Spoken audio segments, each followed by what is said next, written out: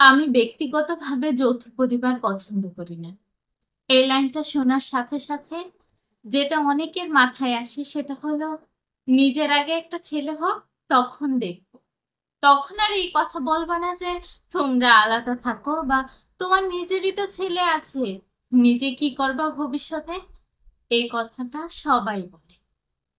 আমি যখন বলি ছেলেকে বিয়ে করিয়ে আলাদা করে দেব, তখন প্রশ্ন আসে আমাদের বুড়ো বয়সে সেবা করবে কে?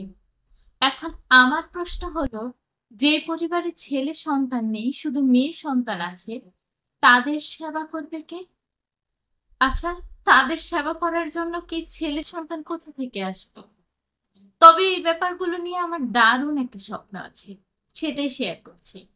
আমি জানি একটা নিজের সংসার, এক ফালি ব্যালকনি, একটা কিচেন, কয়টা রঙিন মশলার কৌটা, একটা আলতা পরা অলস দিন, নতুন ট্রাই করা আনারের রেসিপিটা, কয়টা চকচকে বাসন, প্লেট, রূপালি চামচ, এসব একটা মেয়ের জন্য কি?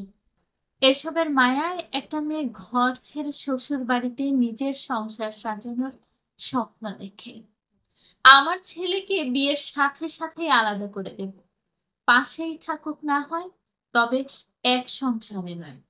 পাশের ফ্ল্যাটেই কিংবা বিল্ডিং এর আরেকটা ফ্লোর ওদের হোক, ছাদে ওরা খুনসুটি করে কাপড় মেলুক, পছন্দের রঙে ঘর সাজান। আমার এই স্বাধীন জীবনটা আমার ছেলের বউয়ের কেন হবে না? এটা কেন আমি চাইবো না? দুজনার একটা রান্নার ঘরে আমার স্বামীর সাথে কত যে রূপকথার গল্প জমে রোজ। তাহলে আমার ছেলে কেন সেই গল্প থেকে বঞ্চিত হবে? আমি তো মা, আমার ছেলে, আমি কেন চাইবো না? এরপর রইল বুড়ো বাপ মার সেবা। আচ্ছা, ছেলে যখন বিয়ে করায় তখন কি বাবা মা একদম বুড়ো হয়ে যায়, বিছানায় পড়ে থাকে? কই, আশেপাশে তো তেমন দেখি না।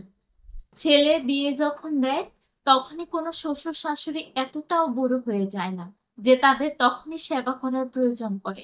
তবে বিয়ের পরে ছেলে আর ছেলের বউয়ের ওই সময়টা তাদের আর কখনো ফিরে আসে না। তাই ওই সময়টা তাদের মতো এনজয় করার সুযোগ দেওয়া উচিত। সংসার সুন্দর, বিয়ে সুন্দর, এই ঝগড়াঝাটি, হাজারটা দায়িত্ব, জাজমেন্ট, এসব করে একটা মেয়ের সংসারের সৌন্দর্য নষ্ট করা উচিত না। বিশেষ দ্রষ্টব্য, একান্ত নিজের ছেলেকে নিয়ে নিজের ইচ্ছার কথা বললাম।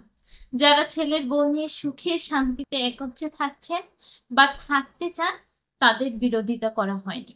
তাদের বিরোধিতা করার আমার কোনো ইচ্ছে নেই। আমার একান্ত মতামত পোষণ করে। ধন্যবাদ।